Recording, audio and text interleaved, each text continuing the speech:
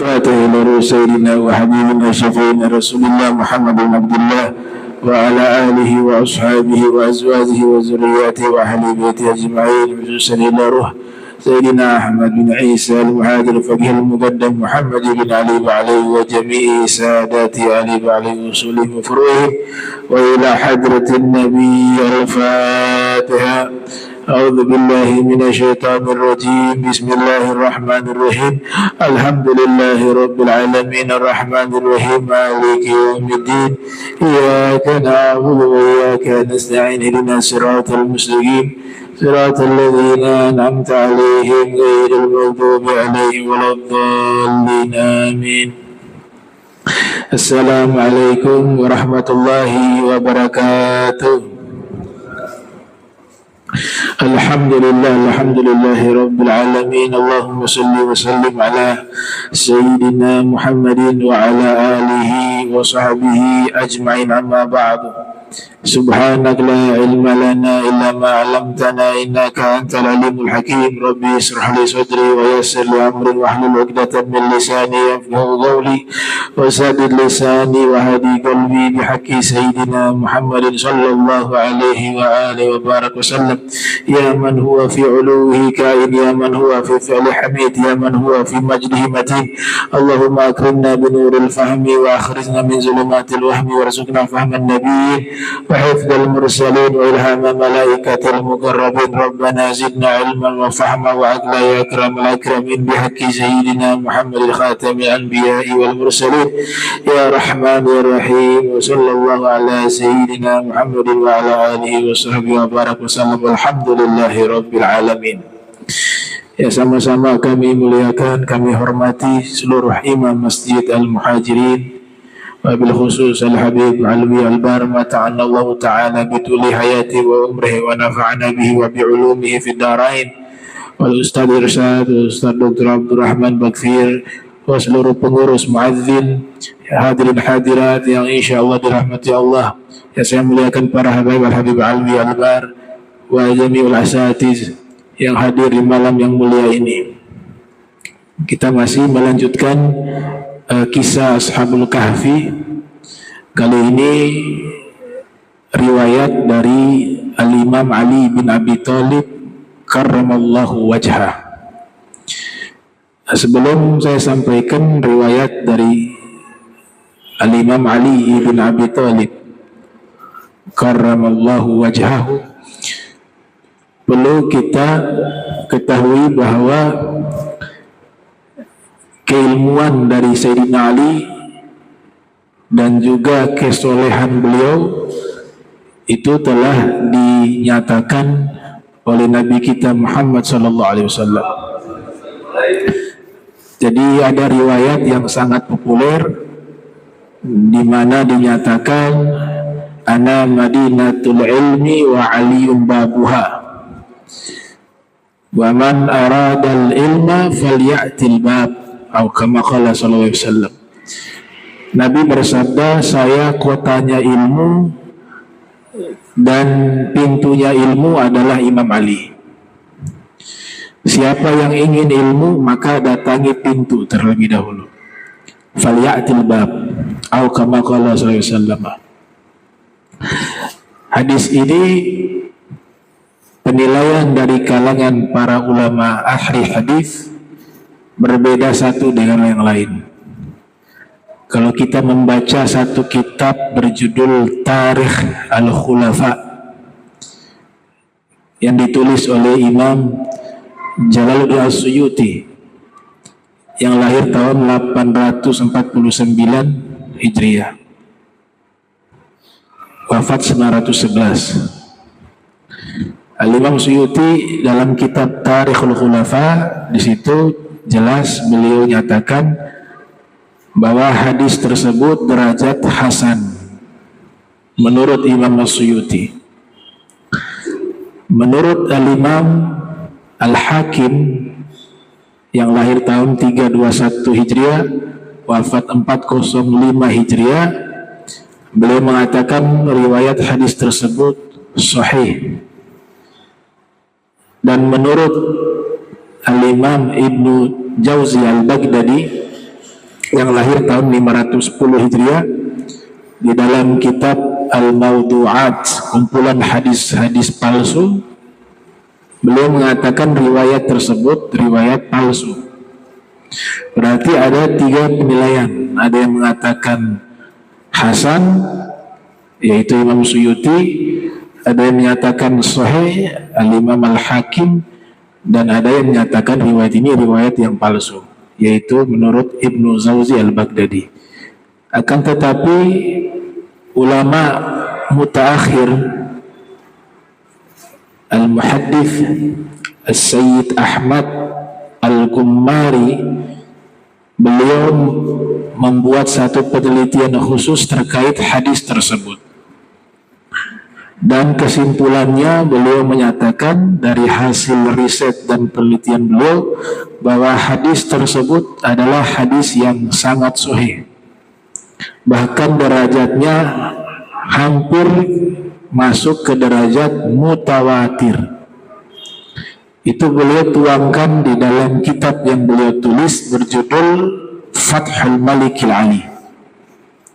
Jadi hadis tersebut hadis yang sahih. Nah, kisah Ashabul Kahfi yang diriwayatkan oleh Imam Ali bin Abi Thalib karramallahu wajhahu,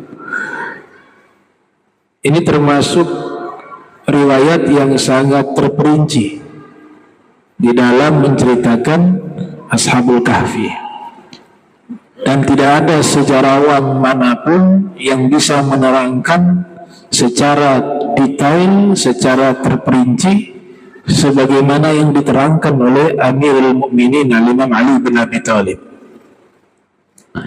khususnya riwayat tentang Ashabul Kahf. Kami ambil dari kitab Fadail Al-Khamsah Minas Sihah Sittah yang ditulis oleh As-Sayyid Murtada Al-Fairus Abadi. Jadi sudah diterjemahkan, ya. Sudah diterjemahkan, jadi kita tabarukan hanya membaca. Kita ngambil barokah riwayat dari Al-Imam Ali bin Abi Thalib. Ada hal yang menarik kalau membaca sanad dalam ilmu hadis. Kalau periwayatnya makin sedikit derajat hadisnya itu sampai kepada Nabi, maka dikatakan itu sebagai sanad yang tinggi, as-sanadul ali namanya. Kalau periwayatnya makin banyak meriwayatkan hadis, artinya jarak orang yang meriwayatkan hadis atau ulama yang meriwayatkan hadis kepada Nabi Muhammad, berarti makin jauh jarak waktunya dengan Nabi Muhammad, disebut dengan as-sanad an-nazil. Tapi untuk masalah tabarukan, para ulama lebih memilih sanad yang nazil, yang para periwayatnya banyak. Untuk kenapa? Untuk lebih banyak barokah yang kita dapati, karena lebih banyak menyebut orang-orang soleh yang meriwayatkan hadis Nabi Muhammad SAW. Nah, riwayat ini Imam Ali fi riwayah di masa khilafah Sayyidina Umar bin Khattab. Ada pendeta datang. Kemudian pendeta bertanya tentang Ashabul Kahf, tapi bahasanya bertanya tentang pemuda-pemuda yang ada menghuni satu goa di masa dahulu. Maka dipanggillah Sayyidina Ali bin Abi Thalib untuk menjawab pertanyaan pendeta Yahudi. Ketika Sayyidina Ali bertemu dengan pendeta Yahudi tersebut, beliau mengatakan, tanyakanlah apa saja yang kau inginkan. Itu pernyataan Al-Imam Ali. Saluni qabla an tafkhuruni. Dalam riwayat sering kali Sayyidina Ali mengatakan, tanyakanlah kepadaku semua ilmu sebelum kalian kehilangan aku. Maka pendeta menjawab, coba terangkan kepadaku tentang sejumlah orang yang pada zaman dahulu sudah mati selama 309 tahun. Kemudian dihidupkan kembali oleh Allah. Bagaimana hikayat tentang mereka itu? Tanya pendeta tadi.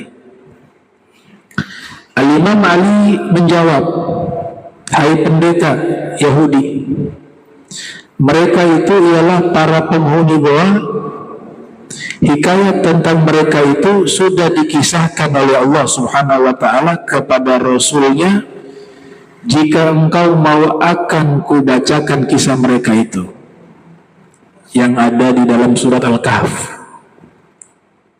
Itu cerita sudah ada, tapi tidak diceritakan secara terperinci di surat Al-Kahfi. Jika engkau mau, aku akan bacakan, kata Sayyidina Ali, yaitu bacakan surat Al-Kahfi yang di situ ada potongan kisah Ashabul Kahf. Pendeta Yahudi itu menjawab atau menyahut, aku sudah banyak mendengar tentang Al-Quran kalian itu. Jika engkau memang benar-benar tahu, coba sebutkan nama-nama mereka, nama ayah-ayah mereka, nama kota mereka, nama raja mereka, nama anjing mereka, nama gunung serta goa mereka, dan semua kisah mereka dari awal sampai akhir. Maka Imam Ali bin Abi Thalib kemudian membetulkan duduknya, menekuk lutut ke depan perut, lalu ditopangnya dengan burdah yang diikatkan ke pinggang. Lalu beliau berkata, hai saudara Yahudi, Muhammad Rasulullah sallallahu alaihi wasallam, kekasihku, telah menceritakan kepadaku bahwa kisah ini terjadi di negeri Romawi, di sebuah kota bernama Abhesus, atau disebut juga dengan nama Tarsus. Tetapi nama kota itu pada zaman dahulu ialah Abhesus. Baru setelah Islam datang, kota itu berubah nama menjadi Tarsus. Tarse sekarang terletak di dalam wilayah Turki. Kota itu ada di wilayah Turki. Penduduk negeri itu dahulunya mempunyai seorang raja yang baik. Setelah raja itu meninggal dunia, berita kematiannya didengar oleh seorang raja bernama Digianius. Dia seorang raja kafir yang amat congkak dan zalim.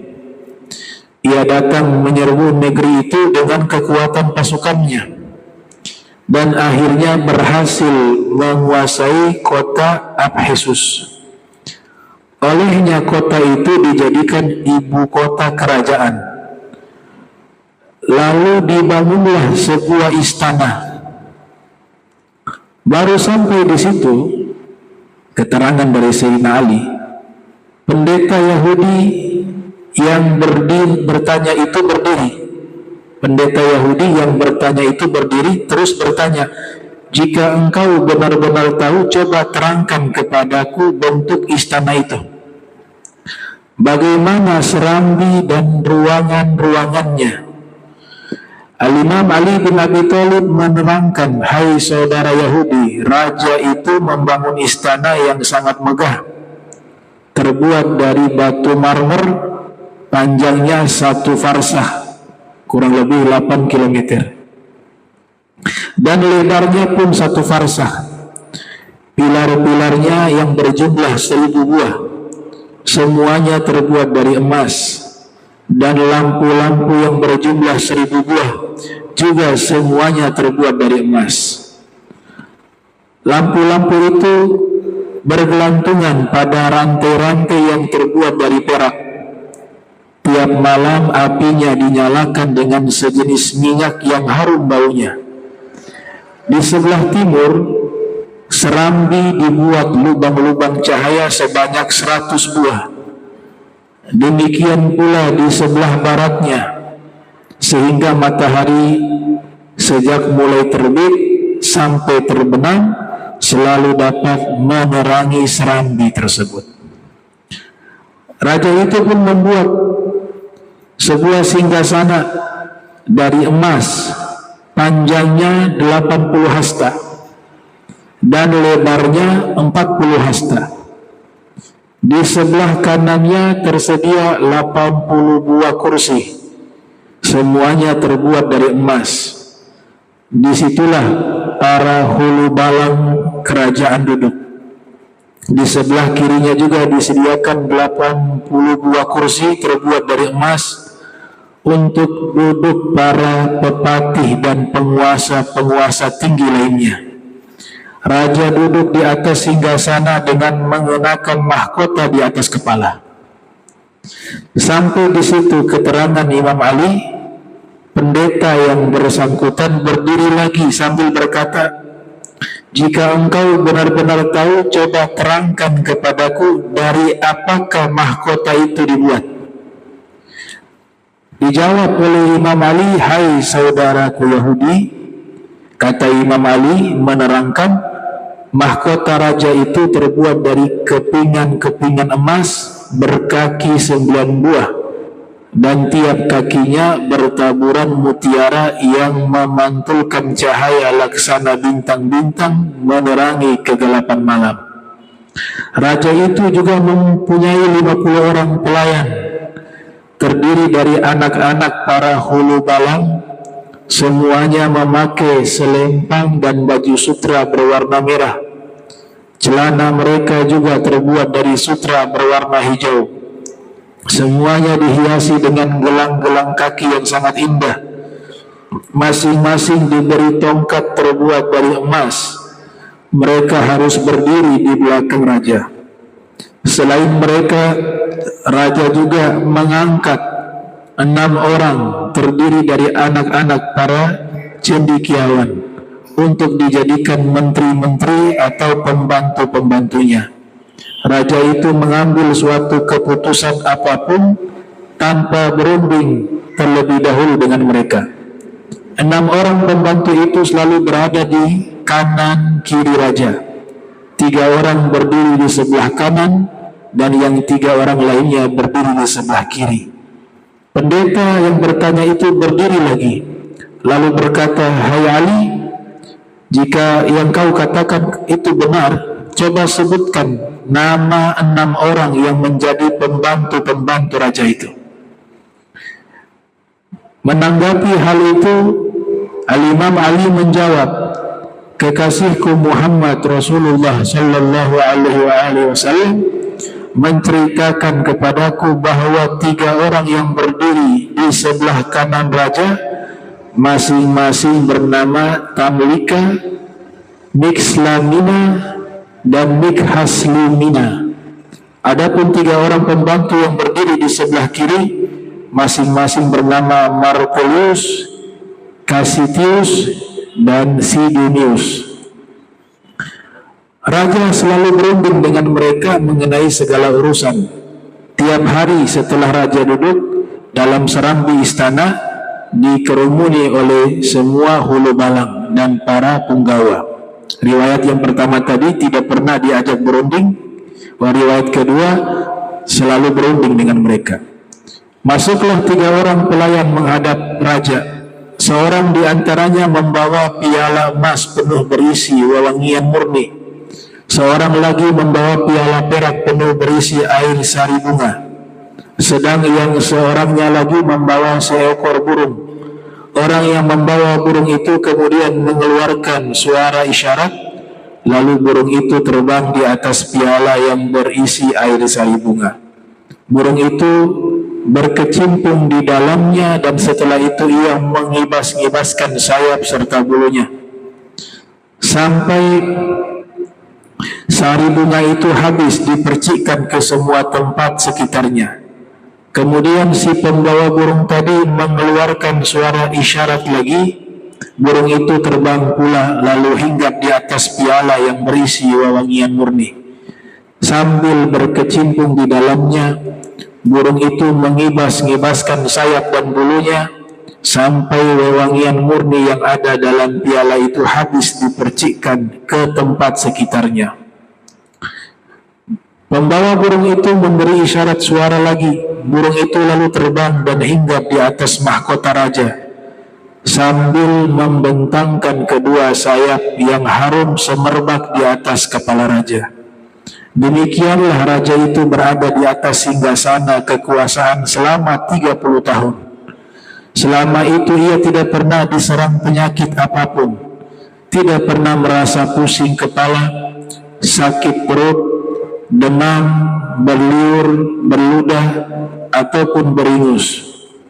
Setelah sang raja merasa diri sedemikian kuat dan sehat, ia mulai congkak, durhaka, dan zalim.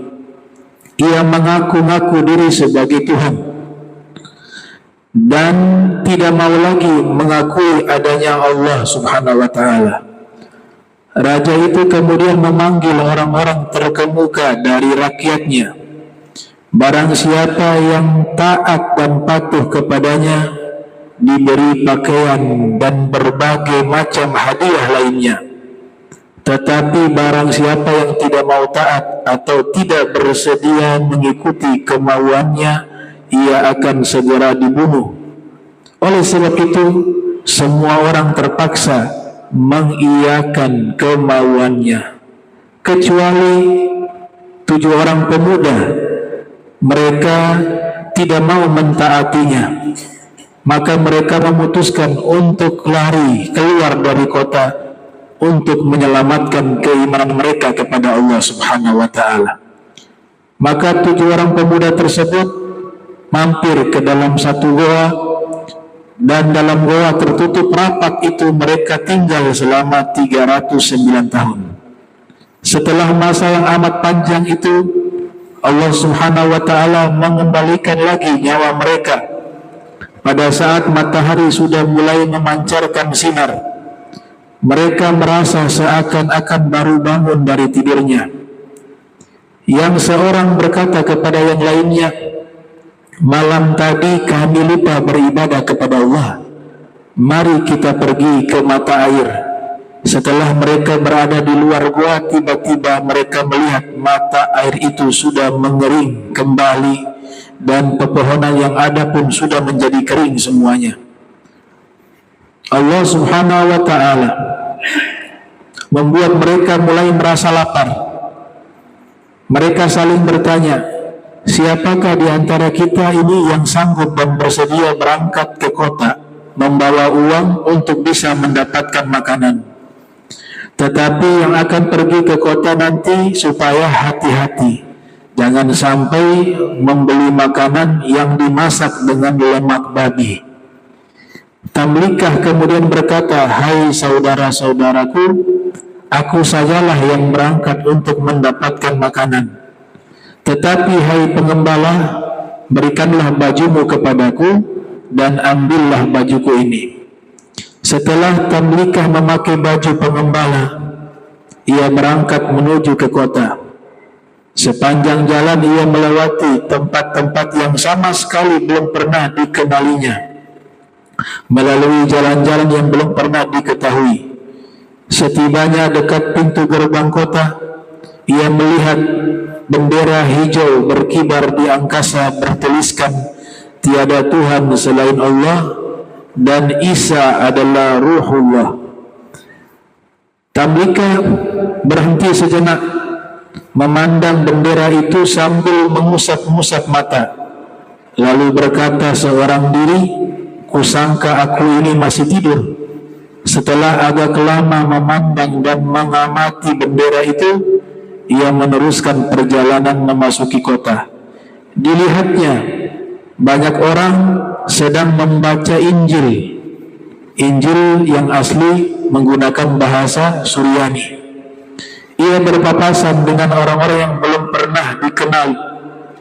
Setibanya di sebuah pasar, ia bertanya kepada seorang penjual roti, "Hai tukang roti, apakah nama kota kalian ini?" Maka dijawab, "Abhesus," sahut penjual roti itu. siapakah nama raja kalian? Tanya Tamlikah lagi.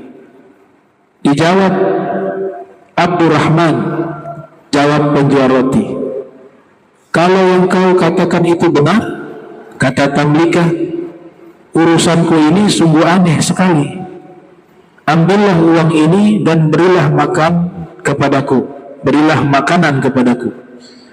Melihat uang itu, penjual roti keheran-heranan, karena uang yang dibawa Tamlikah itu uang zaman lampau yang ukurannya lebih besar dan lebih berat.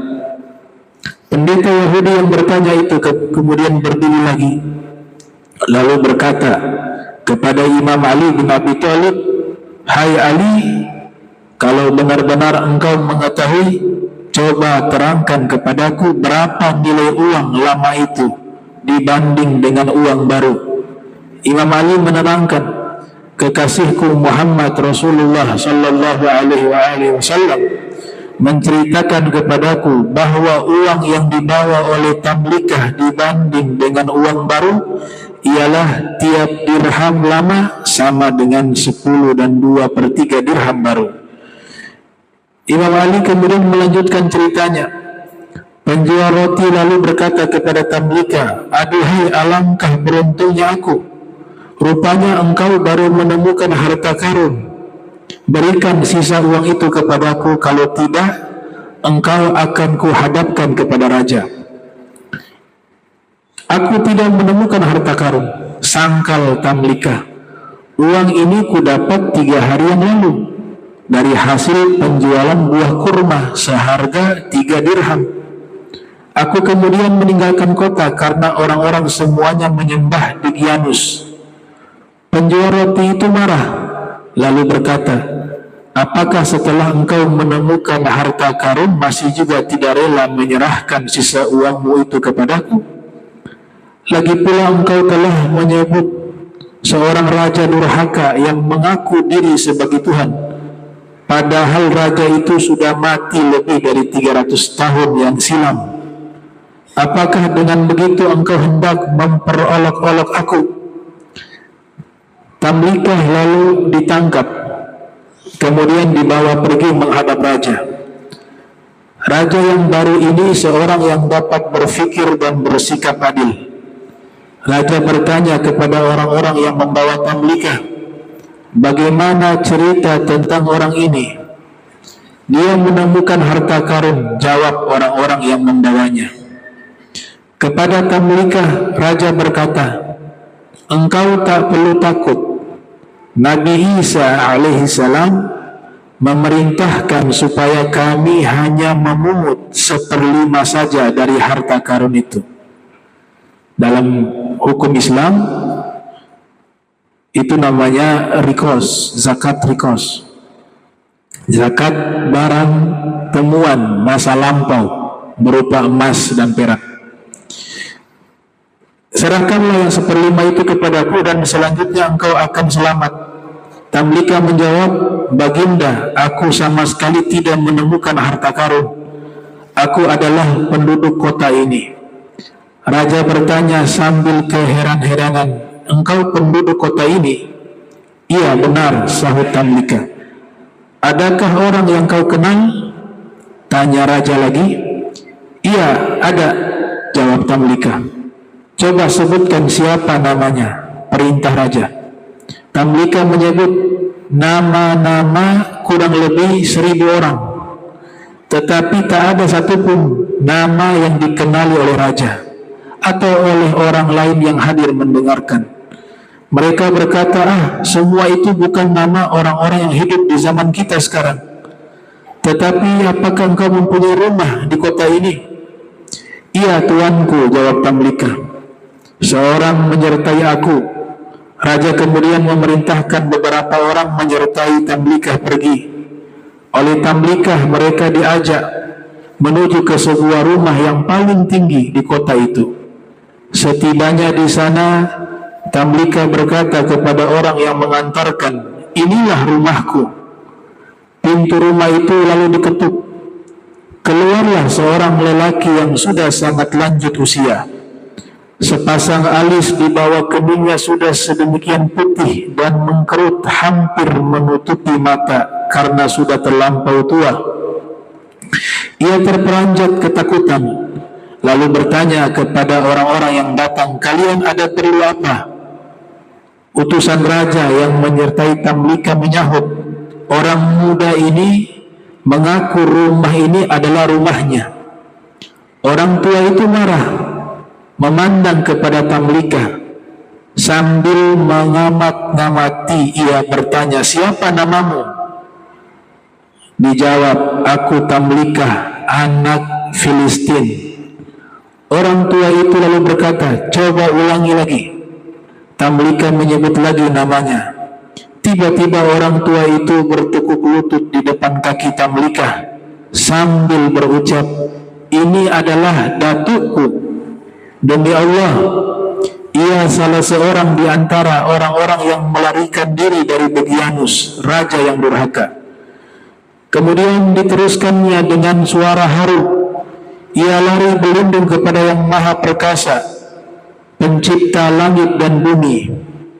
Nabi kita Isa alaihissalam dahulu telah memberitahukan kisah mereka kepada kita dan mengatakan bahwa mereka itu akan hidup kembali."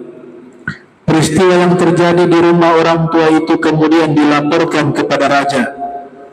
Dengan menunggang kuda, raja segera datang menuju ke tempat Tamlika yang sedang berada di rumah orang tua tadi. Setelah melihat Tamlika, raja segera turun dari kuda. Oleh raja, Tamlika diangkat ke atas pundak, sedangkan orang banyak beramai-ramai menciumi tangan dan kaki Tamlika sambil bertanya-tanya, "Hai Tamlika, bagaimana keadaan teman-temanmu?" Kepada mereka Tamlika memberitahu bahwa semua temannya masih berada di dalam goa. Pada masa itu kota Ephesus diurus oleh dua orang bangsawan istana, seorang beragama Islam dan seorang lainnya lagi beragama Nasrani. Dua orang bangsawan itu bersama pengikutnya masing-masing pergi membawa Tamlika menuju ke goa. Demikian Imam Ali melanjutkan ceritanya. Yang dimaksud agama Islam mengikuti ajaran Nabi yang asli. Yang Nasrani yang dimaksud di sini sudah ada penyimpangan. Teman-teman Tamlika semuanya masih berada di dalam goa. Setibanya dekat goa, Tamlika berkata kepada dua orang bangsawan dan para pengikut mereka, "Aku khawatir kalau sampai teman-temanku mendengar suara tapak kuda atau gemerciknya senjata, mereka pasti menduga Degyanus datang dan mereka bakal mati semua. Oleh karena itu kalian berhenti saja di sini. Biarlah aku sendiri yang akan menemui dan memberitahu mereka." Semua berhenti menunggu dan Tamlika masuk seorang diri ke dalam goa. Melihat Tamlika datang, teman-temannya berdiri kegirangan dan Tamlika dipeluknya kuat-kuat. Kepada Tamlika mereka berkata, "Puji dan syukur bagi Allah yang telah menyelamatkan dirimu dari Degyanus." Tamlika menungkas, "Ada urusan apa dengan Degyanus? Tahukah kalian sudah berapa lamakah kalian tinggal di sini?" "Kami tinggal sehari atau beberapa hari saja," jawab mereka. "Tidak," sangkal Tamlika, "kalian sudah tinggal di sini selama 309 tahun. Degyanus sudah lama meninggal dunia. Generasi demi generasi sudah lewat silih berganti, dan penduduk kota itu sudah beriman kepada Allah yang Maha Agung. Mereka sekarang datang untuk bertemu dengan kalian." Teman-teman Tamlika menyahut, "Hai Tamlika, apakah engkau hendak menjadikan kami ini orang-orang yang menggemparkan seluruh jagat? Lantas apa yang kalian inginkan?" Tamlika balik bertanya, "Angkatlah tanganmu ke atas dan kami pun akan berbuat seperti itu juga," jawab mereka. Mereka bertujuh semua mengangkat tangan ke atas, kemudian berdoa, "Ya Allah, dengan kebenaran yang telah kau perlihatkan kepada kami, tentang keanehan-keanehan yang kami alami sekarang ini, cabutlah kembali nyawa kami tanpa sepengetahuan orang lain. Allah Subhanahu wa ta'ala mengabulkan permohonan mereka, lalu memerintahkan malaikat maut mencabut kembali nyawa mereka. Kemudian Allah Subhanahu wa ta'ala melenyapkan pintu goa tanpa bekas. Dua orang bangsawan yang menunggu-nunggu segera maju mendekati goa, berputar-putar selama 7 hari untuk mencari-cari pintunya, tetapi tidak mendapatkan hasil. Tanpa dapat ditemukan lubang atau jalan masuk lainnya ke dalam goa. Pada saat itu dua orang bangsawan tadi menjadi yakin tentang betapa hebatnya kekuasaan Allah Subhanahu wa ta'ala. Dua orang bangsawan itu memandang semua peristiwa yang dialami oleh para penghuni goa sebagai peringatan yang diperlihatkan Allah kepada mereka. Bangsawan yang beragama Islam lalu berkata, mereka mati dalam keadaan memeluk agamaku, akan kudirikan sebuah tempat ibadah di pintu goa itu. Sedang bangsawan yang beragama Nasrani berkata pula, mereka mati dalam keadaan memeluk agamaku, akan kudirikan sebuah biara di pintu goa itu. Dua orang bangsawan itu bertengkar, dan setelah melalui pertikaian senjata, akhirnya bangsawan yang beragama Islam dengan terjadi peristiwa tersebut, akhirnya bangsawan Nasrani terkalahkan oleh bangsawan yang beragama Islam. Dengan terjadinya peristiwa tersebut, maka Allah Subhanahu wa ta'ala berfirman yang artinya, orang-orang yang telah memenangkan urusan mereka berkata, kami hendak mendirikan sebuah rumah peribadatan di atas mereka. Sampai di situ Imam Ali bin Abi Thalib berhenti menceritakan kisah para penghuni goa. Kemudian berkata kepada pendeta Yahudi yang menanyakan kisah itu, itulah hai Yahudi, apa yang telah terjadi dalam kisah mereka. Demi Allah, sekarang aku hendak bertanya kepadamu, apakah semua yang kuceritakan itu sesuai dengan apa yang tercantum dalam Taurat kalian? Pendeta Yahudi itu menjawab, iya Abah Hasan, engkau tidak menambah dan tidak mengurangi walaupun satu huruf. Sekarang engkau jangan menyebut diriku sebagai orang Yahudi, sebab aku telah bersaksi bahwa tiada Tuhan selain Allah dan bahwa Nabi Muhammad adalah utusan Allah. Aku pun bersaksi juga bahwa engkau orang yang paling berilmu di kalangan umat ini.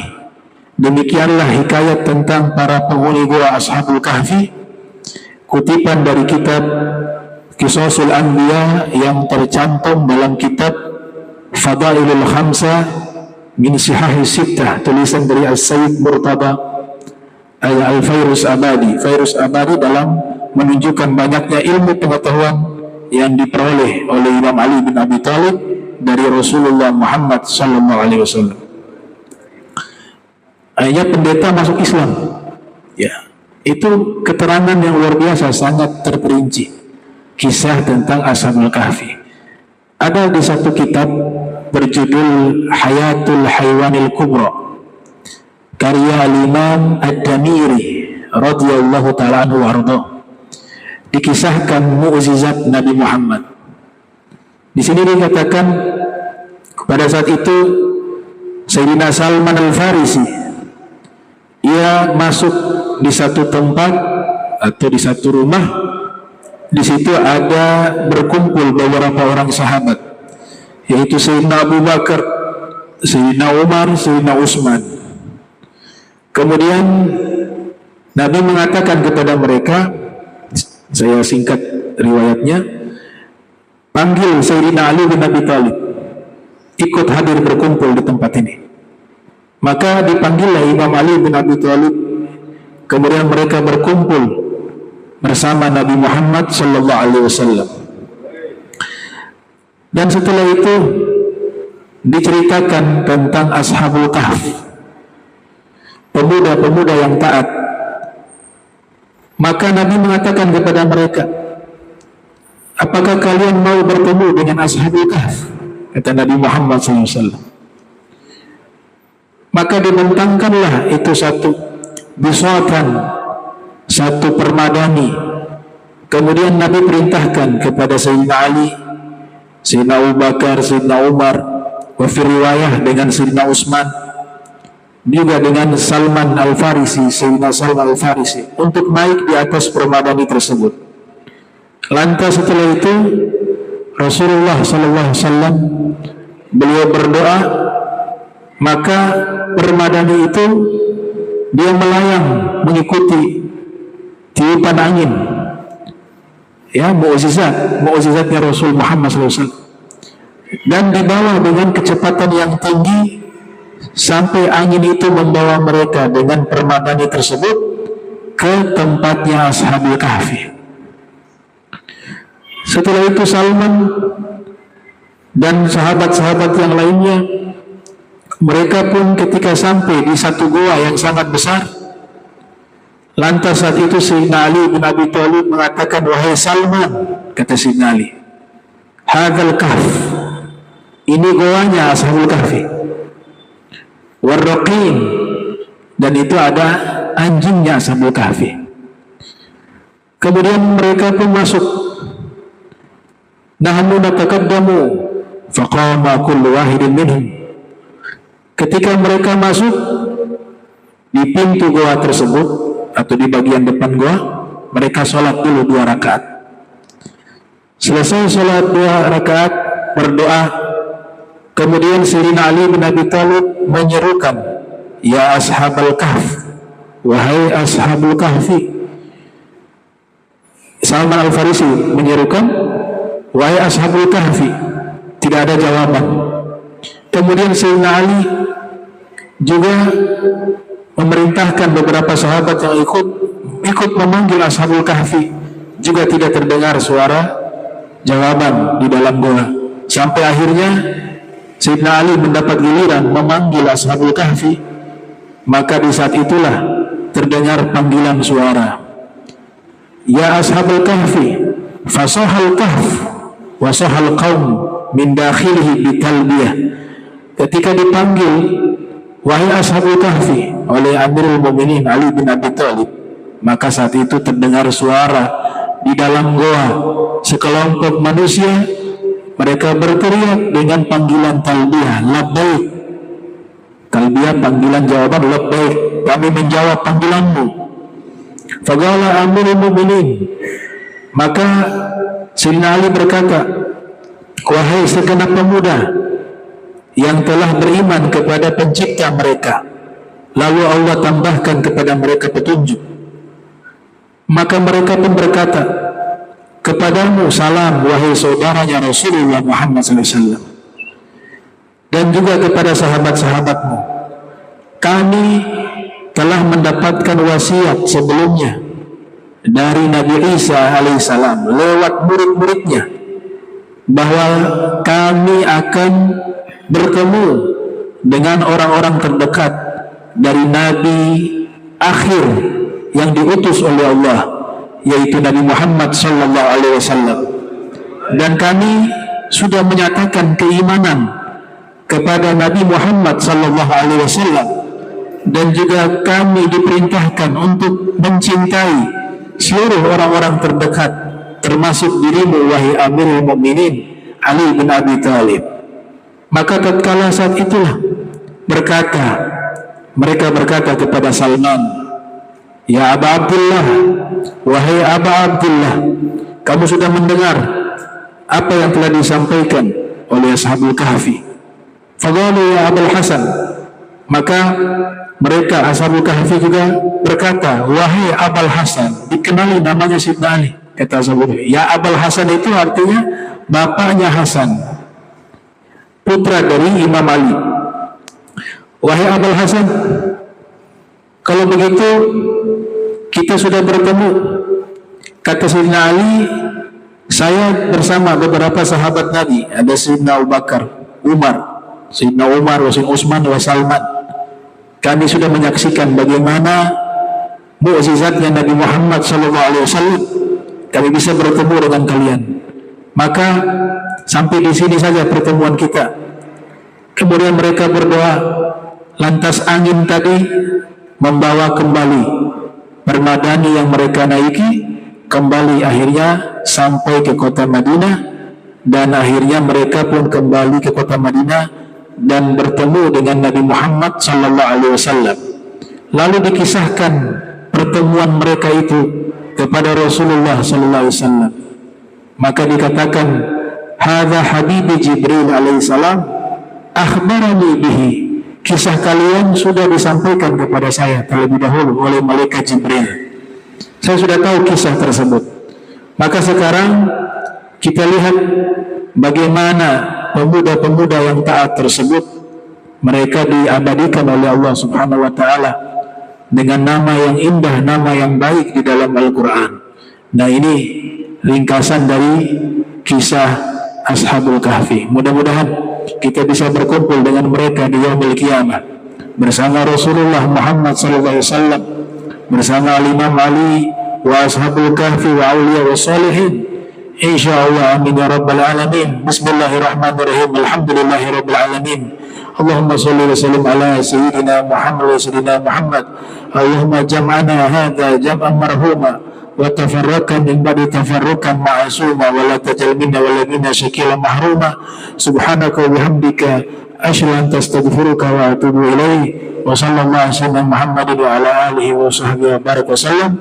Wa lafu minkum wassalamu alaikum warahmatullahi wabarakatuh.